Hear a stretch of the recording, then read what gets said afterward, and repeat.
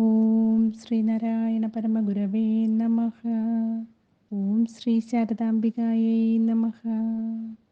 ഓം ഗുരുർബ്രഹ്മ ഗുരുർവിഷ്ണു ഗുരുർദേവോ മഹേശ്വര ഗുരു സാക്ഷാത് പരം ബ്രഹ്മ തസ്മൈ ശ്രീ ഗുരവേ നമഃ. ശ്രീ ഗുരുവും ശ്രീ ശാരദയും കുടുംബത്തിലെ ആചാര്യൻ മനോജ് ശാസ്ത്രി അവർകൾക്കും ആചാര്യ സുലേഖ ഷാജി അവർകൾക്കും മുഖ്യ അഡ്മിൻ അനിൽജിക്കും മറ്റു പാനലംഗങ്ങൾക്കും ഈ കുടുംബത്തിലെ കുഞ്ഞുമക്കൾക്കും എല്ലാ പഠിതാക്കൾക്കും എൻ്റെ വിനീത നമസ്കാരം. കർക്കിടകം 1 മുതൽ കന്നി 5 വരെ നടത്തുന്ന 68 ദിവസം നീളുന്ന ആത്മോപദേശ ശതകം മഹായജ്ഞം ഈ വർഷവും നമ്മൾ ആചരിക്കുകയാണ്. ഈ യജ്ഞത്തിൽ പങ്കെടുക്കുവാൻ മഹാഗുരുവിൻ്റെ അനുഗ്രഹത്താൽ എനിക്കും ഒരു അവസരം കിട്ടി. ആത്മോപദേശ ശതകത്തിൻ്റെ 19-ാം ദിവസമായ ഇന്ന് 19-ാം ശ്ലോകമാണ് എനിക്ക് മനനം ചെയ്യാൻ കിട്ടിയിരിക്കുന്നത്. ഗുരുവിൻ്റെ കൃതികളിൽ ഏറ്റവും പ്രധാനപ്പെട്ട ദാർശനിക കൃതി ആണ് ആത്മോപദേശ ശതകം. ആത്മാവിനെ തൊട്ടുണർത്തുന്ന കൃതിയാണ് ഇത്. ആത്മോപദേശ ശതകത്തെ സുകുമാർ അഴീക്കോട് വിശേഷിപ്പിച്ചത് മലയാളത്തിൻ്റെ ഭഗവത്ഗീത എന്നാണ്.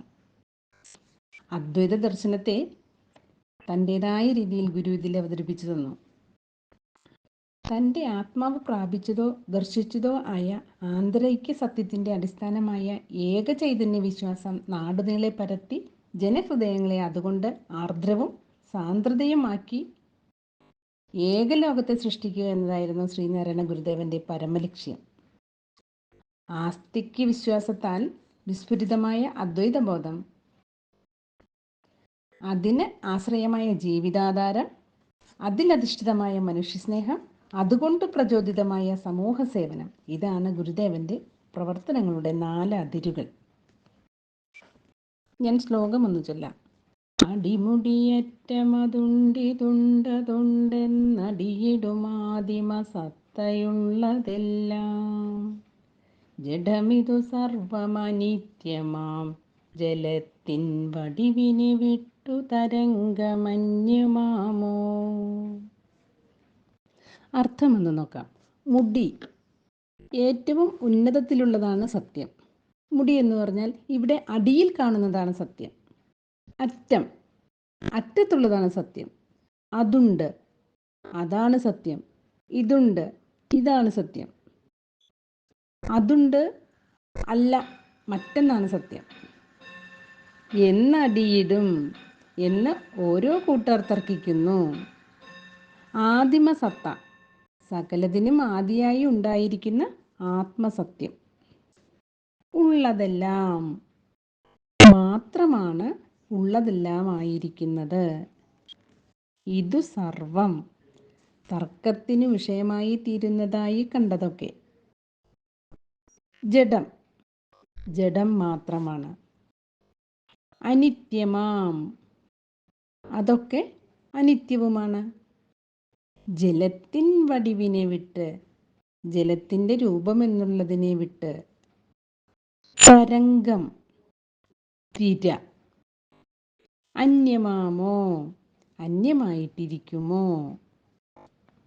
എൻ്റെ ഉണ്മയ്ക്ക് ഒരു ബാഹ്യരൂപം നൽകിയിരിക്കുന്നത് ഇരുട്ടിൻ്റെ അംശമായാണെന്ന്.